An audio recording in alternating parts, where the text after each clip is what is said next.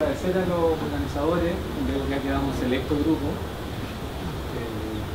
pero es un tema sobre el que hace muchísima falta conversar por las cosas que se han dicho, pero algunas que yo voy a tener ocasión de comentar en esta presentación. Coincido totalmente con lo que dijo Ignacio, en el sentido de que es algo sobre lo que falta mucho desarrollo. De hecho, las dos presentaciones anteriores hicieron una descripción exacta del panorama o del estado de la situación en Chile. Si uno se fija bien, el estado es desastroso, porque tenemos confusiones incluso a nivel dogmático acerca de cuál es el alcance del derecho a ser oído. Yo no sé si aquí hay personas que no sean abogados, pero una cosa que cualquier abogado sabe es que el derecho a ser oído es una cuestión fundamental. O sea, de hecho, todo lo que justifica el sistema institucional y la existencia misma de los abogados resulta que es el derecho a ser oído, precisamente. Entonces, el hecho de que exista un sistema institucional completo en la que esa cuestión no está clara, o no se sabe cómo se ejerce, o no se ejerce siempre, no se sabe cuál es el alcance, etc., es un problema mayor, es un problema de magnitud. ¿Ya? Yo voy a tratar de dialogar con las otras presentaciones que se hicieron desde la comodidad de los estándares internacionales. ¿Ya? Digo siempre de la comodidad porque uno no tiene que tocarse un terreno, aunque se me preguntan, les puedo dar mi opinión acerca de las cosas que pasan y las cosas que se dijeron también en las presentaciones anteriores. Esto ya se dijo, no me voy a tener demasiado tiempo. 12.1. Los estados partes caracterizados, yo lo voy a leer por una cuestión. El niño que esté en condiciones de formar su juicio propio, el derecho a expresar su opinión libremente en todos los asuntos que afectan al niño, teniendo debidamente en cuenta la opinión del niño, en función de la edad de... Esto es interesante. La primera cuestión que es interesante, sin ningún ánimo de explicar. El derecho a ser oído no es un derecho procesal. No es un derecho que viene de las características dogmáticas del sistema institucional. Es algo que está vinculado al derecho de la participación. O sea, cuando yo digo tengo derecho a ser oído, lo que estoy diciendo es que formo parte de una comunidad política y quiero participar de ella. Que soy parte de una comunidad organizada políticamente con instituciones y que cada vez que esas instituciones toman decisiones a mi respecto, yo tengo derecho a ser oído. Cuando yo digo esto, que es como del sentido común, y de hecho lo es, entonces usted, por supuesto, entonces si el Congreso va a tomar una decisión, claro, yo tendría derecho a ser oído, ¿no? A que me escuchara. Si el gobierno va a tomar una decisión, debería escuchar a los actores afectados. Si los jueces van a tomar decisiones, entonces tienen que recoger la opinión de las partes, y recibir la demanda, la contestación, recibir la causa de prueba. Todo esto es tan obvio que hasta parece innecesario decirlo, pero resulta que es necesario recordarlo. El derecho a ser oído es más amplio, lo que quiero decir normativamente, si uno ya se circunscribe a la cuestión normativa, es que el derecho a ser oído es más amplio, o mucho más amplio, de lo que uno pudiera considerar en el contexto específico de las decisiones judiciales o del sistema institucional judicial. Ni siquiera se refiere al Estado. El derecho a ser oído es un derecho vinculado al derecho a la participación. Tiene que ver con un concepto de autonomía, es decir, las personas han de ser oídas justamente porque tienen derecho a decidir sobre sus propios asuntos. Y al derecho al desarrollo también se vincula mediante la socialización y la participación. Las personas nos desarrollamos en un contexto social y el derecho de ser oídos en ese contexto social es relevante. Es en ese contexto donde se pone un capítulo, una especie de aspecto institucional que es el derecho a ser oído en el contexto. Ya lo voy a ver. ¿Qué incluye escuchar al niño estas cosas? Lo puse ahí a título meramente ejemplar. A expresar una opinión, a hacerse entender, a contestar, a disentir, a debatir. Pongo algo que nuevamente pudiera parecer de bastante sentido común, pero que uno no tiene siempre o no le resuena siempre cuando uno está hablando del derecho a ser oído. Aquí está la idea básica que yo vengo a vender y a regalar hoy. Tanto Felipe como Mario en menor medida porque se refirió a un aspecto más concreto de la tramitación de los procedimientos que afectan a niñas y adolescentes. Pero sobre todo Felipe se preguntaba, bueno, pero ¿cuál es el contenido del derecho a ser oído? Entonces yo digo que tengo libertad de expresión, todos ustedes, casi todos, no sé, insisto, no sé cuántos no son abogados, saben que, o el derecho a la libertad de desplazamiento, saben que eso tiene un alcance y que hay ciertas conductas que se pueden realizar y otras que no, por más amplio que suene la fórmula. Libertad de desplazamiento o... Bueno, el derecho a ser oído también tiene un alcance. Esa señora que está ahí, Laura Lundi, ha desarrollado el contenido del artículo 2 en el contexto del derecho internacional. Es una profesora de Irlanda, no tiene publicaciones en español, y esa probablemente sea la causa por la que ni nos enteramos de esto. Y bueno, eso. Y ella ha dicho que cuando uno dice que alguien tiene derecho a ser oído o ser oído, significa que las condiciones para ser oído significa que uno requiere un espacio, ya lo voy a explicar, lo voy a detallar, una voz, la audiencia y la influencia. Esos son los aspectos que comprende el derecho a ser oído. Yo voy al hospital, por ejemplo. ¿Tengo derecho a ser oído acerca de qué intervenciones me van a realizar? Pero por supuesto. Estoy en una terapia psicológica, lo que sea. Lo que sea requiere la participación y el respeto de las decisiones de las propias personas, y esto también vale para los niños. Particularmente en un contexto de un proceso jurídico. ¿Por qué la Convención lo dijo así? Por una razón más o menos obvia. Lo dijo así porque cuando la Convención se suscribió, y muchos años después cuando se ratificó, era una realidad de los países que los niños, lo sigue siendo en Chile, no son parte del proceso jurídico. Déjenme contarle algo que no está explícitamente tratado, que tiene que ver con la noción de interés superior. La noción de que hay un interés superior implicado parte de la base de que los procedimientos jurisdiccionales no involucran al niño. En un caso de divorcio, por ejemplo, o de custodia parental, quien demanda es uno de los padres, el demandado es y el niño no es ni demandado, ni demandante, etc. Entonces, el propósito de esa fórmula cuando se diseñó en los sistemas anglosajones, best interest of the child, era decir, ojo, que no obstante que esto es un juicio entre adultos, ha de considerar que hay un interés concurrente, y por eso se le llamó interés superior, y también debe pronunciarse acerca de él. O sea, el propósito era indicar que los derechos del niño tenían relevancia y eran adjudicados también por la decisión. Ese era todo el propósito. Cuando yo diseño algún sistema de representación, eso ya no es necesario. Simplemente la actuación de interés superior se transforma en equivalente o sinónima de los derechos del niño. Y ya no veo tanto la necesidad de establecer la cláusula, pero la cláusula era necesaria ahí, y en países como el nuestro todavía lo es, donde los niños no son parte procesal. Pero no existe, recién se criticó lo del trámite esencial. Yo entiendo la crítica, la entiendo, pero yo no estoy de acuerdo. Yo creo que el hecho de que se haya declarado esencial el trámite fue un gran avance. Porque, por la razón que les he explicado recién, antes perfectamente se podía decidir un caso sin que el niño fuera entrevistado, sin que el niño fuera citado a la audiencia. Pero yo en la práctica he visto que hay audiencias en las que no es necesario para qué llevar al niño a un tribunal, porque el señaló que es un lugar no adecuado para un niño, donde no está habilitado para un niño, el que no es necesario. Pero eso, sí, estoy de acuerdo con eso, pero en general es contraintuitivo. En primer lugar, es contraintuitivo que si una decisión va a afectar dramáticamente la vida futura de un niño, el niño tiene que ser oído en algún momento respecto a eso. Después podemos discutir el mecanismo, si lo va... O sea, me parece difícil conceptualmente que alguien me diga se va a tomar una decisión del niño para toda su vida, por ejemplo, cuáles van a ser sus padres, y en ningún momento el niño va a ser oído respecto de eso. Eso me parece problemático. Entiendo su punto, y hay veces en que así se declara, mire, no lo vamos a citar a declarar porque ya declaró ante el psicólogo que hacía el proceso de reparación, más el psicólogo que le hizo el peritaje, etc. No lo vamos a traer una vez más a declarar sobre el abuso sexual.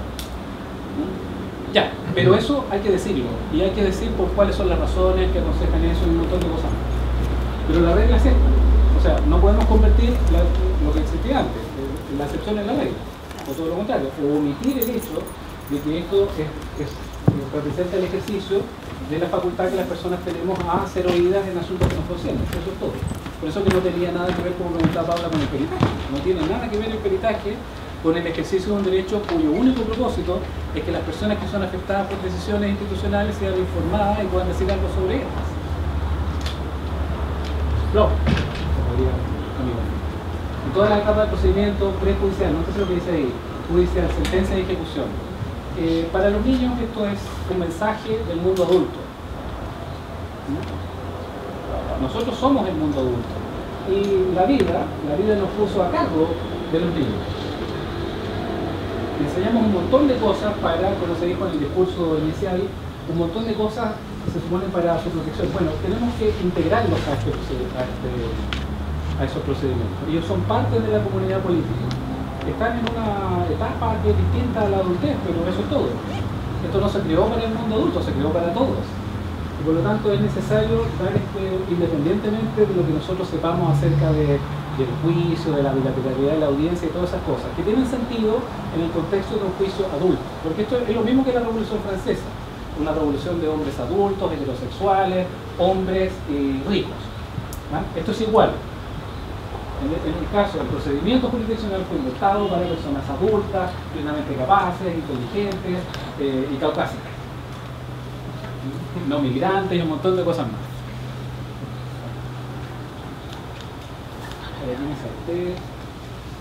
Aquí hay algo acerca del espacio, que probablemente están desordenadas las láminas, pero esto ya lo vimos, ¿no? El entorno no debe ser hostil, excesivamente formal, insensible, poco accesible. ¿Qué significa todo esto, no? Poco accesible, inapropiado para el docente, el niño ser informado sobre las circunstancias que lo afectan, cómo, cuándo, dónde y quiénes lo escucharán. Fíjese. O sea, porque si yo voy a conversar con alguien, algo que uno necesita saber es para qué voy a ir, con quién voy a conversar, ¿cierto? Entonces usted va a ir a un tribunal, en el tribunal los papás están discutiendo sobre esto y lo va a decidir un juez, y lo va a decidir un juez porque el sistema funciona de tal manera. Es decir, lo mínimo que una persona esperaría es que le expliquen de qué se trata esto, ¿no? Yo puse esto en Santiago, invitado por el colegio de consejeros técnicos, y me miraban así con cara de culpa, por supuesto. Es pura gente que está consciente de lo que es, ¿no? Y que tiene una impresión positiva, pero es darse cuenta de la gran cantidad de cosas que son obvias, o que podrían sonar obvias si uno lo dice de cierta forma, pero que no estamos haciendo. Miren lo que dice ahí: el juez debe ser capaz de evaluar las presiones que el niño está sujeto al expresar sus opiniones. Yo todavía me siento presionado cuando veo tribunal, insisto. La ley de participación del personal, todo eso está incluido bajo la noción de espacio. La voz, de nuevo, libre expresión es un derecho, nadie puede soportar la voz del niño sin su consentimiento. O sea, cuando hay curador, hay que preocuparse de que el curador no se arranca con la suya. Yo no sé si en Chile hacemos eso, me parece que no. No hay ninguna evidencia, ni ninguna garantía de que el curador no dice lo que se le ocurre en el momento de la audiencia. Ninguna. No hay ningún mecanismo institucional. Yo sé que los curadores que van, de hecho, tratan de hacer lo mejor que puede, pero no hay ningún mecanismo institucional que nos permita saber de dónde sale la opinión del curador.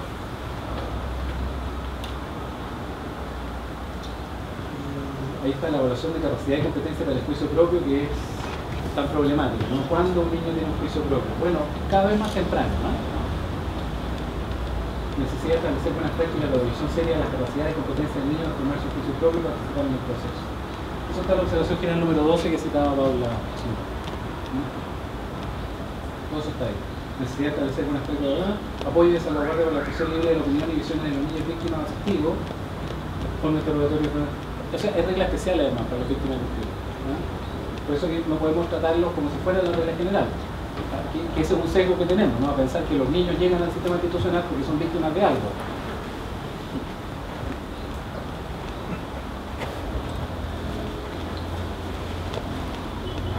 La evidencia del origen, influencia, lo que nos suena más conocido y lo que nos suena más importante.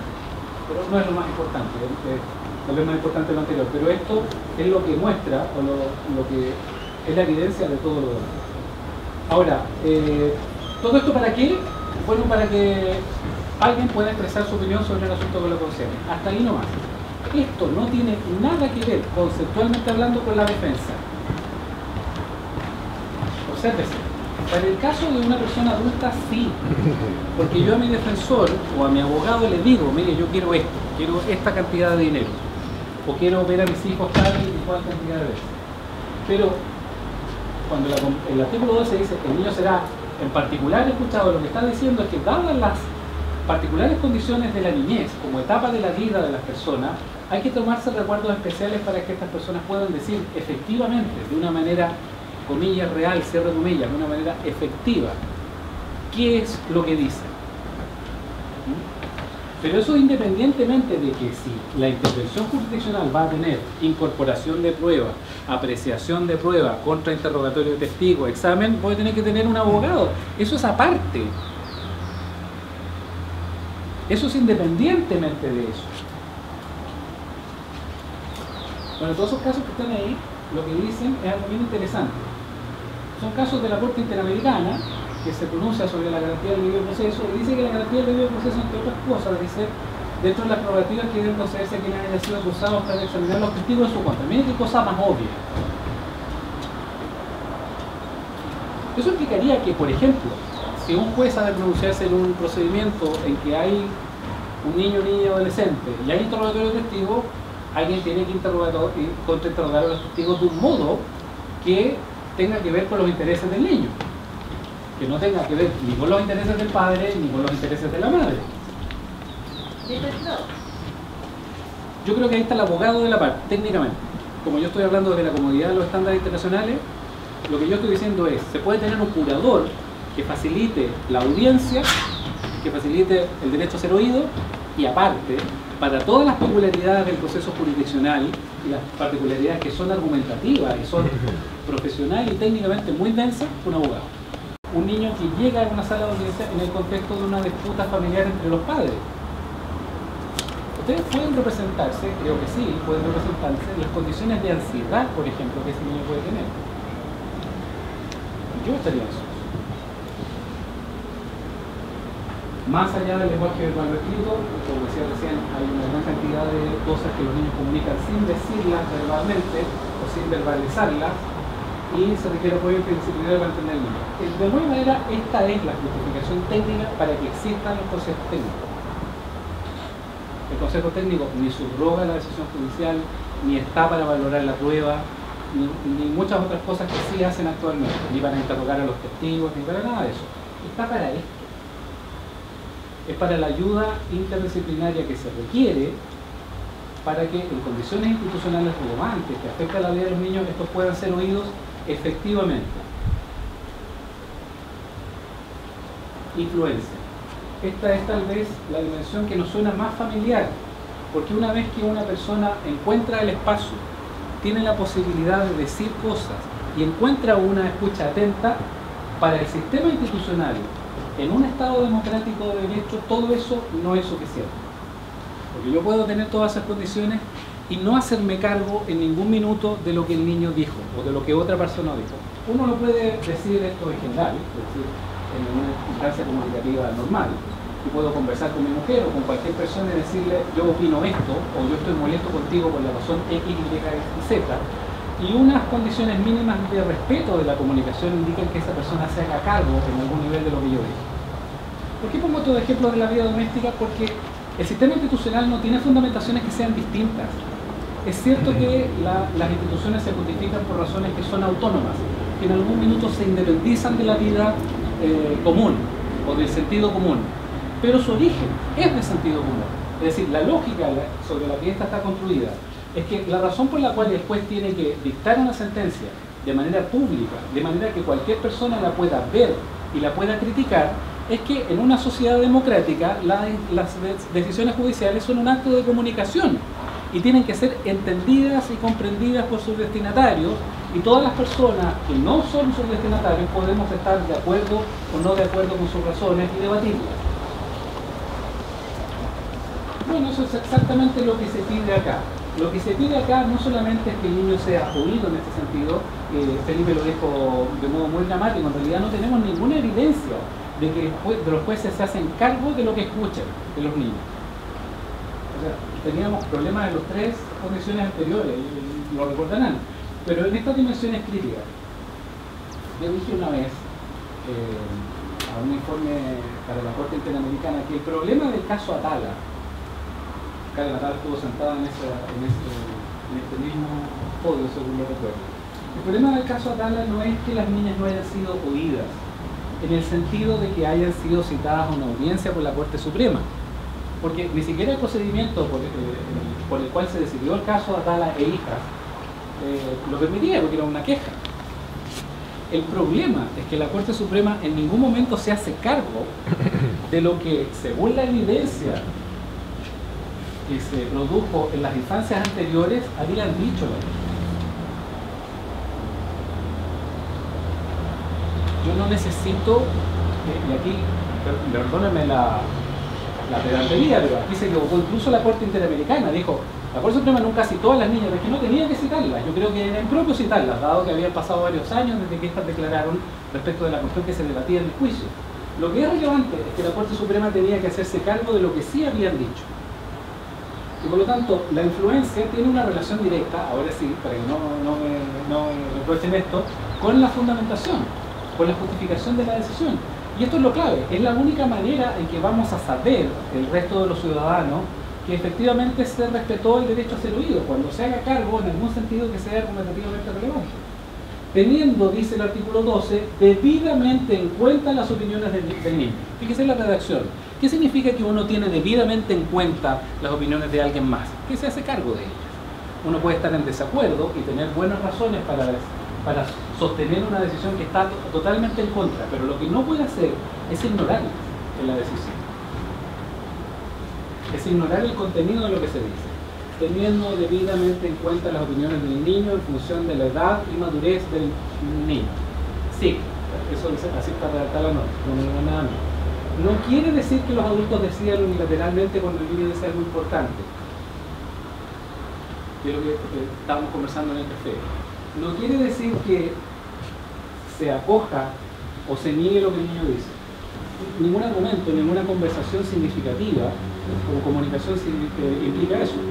Lo que implica es que yo me hago cargo de lo que tú dijiste, porque trato de entender y de empatizar con lo que usted dice, y al mismo tiempo me hago cargo y sostengo o explicito las razones por las cuales no estoy de acuerdo con él. Eso es lo que se pide del sistema institucional en general y de los jueces en particular. Por eso, esa es la razón por la que los jueces tienen que dictar sentencias fundadas. No hay una razón superior a esa, o más importante que esa. Se debe justificar argumentativamente la consideración que le damos a las opiniones y visiones del niño o niña. Para considerar las opiniones se requiere apoyo interdisciplinario. De nuevo, para hacer esta operación, Felipe también lo dijo, esto fue tal vez lo que más marcó. Efectivamente, para ponderar las opiniones de alguien más no es automático, sino que yo debo tener algún instrumental técnico que permita traspasar, por ejemplo, todo lo que decíamos recién, los silencios, los temores, alguna fórmula significativa argumentativamente que se entienda en la sentencia. Hay unos ejemplos bien simpáticos que puedo dar de otros países. Hay que dar un feedback, esto es muy importante. Si esto es una instancia comunicativa, si el juicio es un momento en que el sistema institucional le dice al niño, vamos a tomar esta decisión sobre tu vida futura, entonces ya no vas a ver más a tu padre, o ya no vas a ver más a tu madre, o vas a vivir con tu abuelita, o vas a tener padres nuevos, padres adoptivos, o etcétera. Digo esto porque eso es exactamente lo que hacen los tribunales de familia, ni más ni menos. Le dicen a los niños cómo va a ser su vida en el futuro. Hay que darle un feedback. Hay que decirlo, mira, pasó esto en el juicio y yo voy a decidir esto por esta razón. Esto no tiene nada que ver con la estructura del juicio, con la estructura procesal del juicio, o es independiente de la estructura del juicio. Lo que está diciendo la Convención es que cuando yo tengo niños que son afectados por las decisiones del sistema judicial, me tengo que hacer cargo de esa situación, me tengo que hacer cargo del hecho de que los niños están siendo afectados por decisiones estatales y por lo tanto les tengo que dar la posibilidad de hablar, les tengo que decir por qué estoy tomando estas decisiones y tengo que hacerme cargo de manera respetuosa y considerada de lo que dijeron. Eso es todo lo que está diciendo la Convención. Parece poco, ¿no? Lo que está pidiendo. Si los niños son lo suficientemente maduros, sus opiniones y visiones deben prevalecer. Y este es un criterio que más o menos acá se cumple, deben prevalecer respecto de los asuntos que los afectan. Aquí hay una cuestión de discusión ideológica más profunda, sobre la que podemos no estar de acuerdo, pero uno podría decir que el sistema funciona de la siguiente manera. Cuando una persona adulta demanda a otra, dejemos de lado las cuestiones de la jurisdicción penal, Pero cuando una persona adulta demanda a otra porque, por ejemplo, quiere que le pague el precio de un contrato, o porque quiere que le permita realizar una construcción, etcétera, por cualquier motivo, incluso una demanda de naturaleza constitucional o que pesa sobre la interpretación de los derechos constitucionales de esas personas en general, los abogados sabemos que pueden disponer del proceso cuando quieran. En cualquier momento se salen, llegan a un acuerdo o no llegan a un acuerdo, y las personas pueden disponer de eso porque la razón es que el sistema institucional se puede pronunciar sobre la vida de los demás solo en la medida en que éstas no son capaces de resolver sus propios asuntos. ¿Sí? Han intentado por otros medios, y cuando no pueden hacerlo por cualquier razón, el sistema institucional es forzado por las propias personas a pronunciarse. Bueno, eso quiere decir algo muy simple, que las personas tienen la decisión sobre los asuntos que les conciernen, en primer lugar, y que incluso cuando estas cuestiones llegan al conocimiento del tribunal siguen teniendo la decisión sobre sus propios asuntos. Bueno, esto no cambia respecto de los niños. El problema es el que indicaba Felipe Ulloa. El problema es saber exactamente cómo voy a recabar la información que me da el niño, o cómo voy a hacerme cargo de lo que el niño dice, de sus sentimientos, de una manera que sea argumentativamente defendible. Y es ahí donde no hemos sabido recorrer ese camino. No hemos, en algunos casos, ni siquiera comenzado a recorrerlo, porque en el estudio al que hacía referencia Felipe, se decía que los jueces no siempre realizaban la entrevista en la audiencia reservada. Ese estudio de 2009, en todo caso. Que cuando la revisaban no se fijaban en objetivos, algunos la hacían en el estrado, otros la hacían en salas privadas, otros la hacían en público, en la audiencia. Le preguntaban al niño delante de otras personas qué es lo que opinaban sobre el caso, etc. De manera que no había ningún... Esto era, perdónenme el chilenismo, era un despelote hasta el 2009. Entonces, si los niños son lo suficientemente maduros como por día como un adulto, el adulto puede decidir lo que le conviene. Suena obvio si lo digo respecto de un producto. En los procedimientos judiciales, aquí donde nosotros creemos que la cosa empieza acá, pero empezó mucho antes. Esto es un derecho a ser oído, que el derecho a ser oído se vincula con la participación y la autorrealización. La persona exigimos ser oídas en cualquier contexto que diga relación con aspectos importantes de nuestra vida. En la universidad, en el colegio, ante el Congreso, ante el gobierno, etc. Bueno, para los niños, la noticia que les tengo hoy día es que para los niños tienen distintas. Y si uno se toma en serio la participación de una persona, niño, adolescente, el juicio tiene que preocuparse de las dos cosas. Por razones que son distintas. Son primos hermanos, ¿no? El derecho a la defensa es como primo hermano el derecho a ser oído. Pero como nosotros estudiamos el derecho de estas personas adultas, heterosexuales, caucásicas, etc., son sinónimos. Derecho a ser oído es lo mismo que posibilidad de mandar para nosotros, ¿no? O posibilidad de producir pruebas en el juicio. Y eso sería.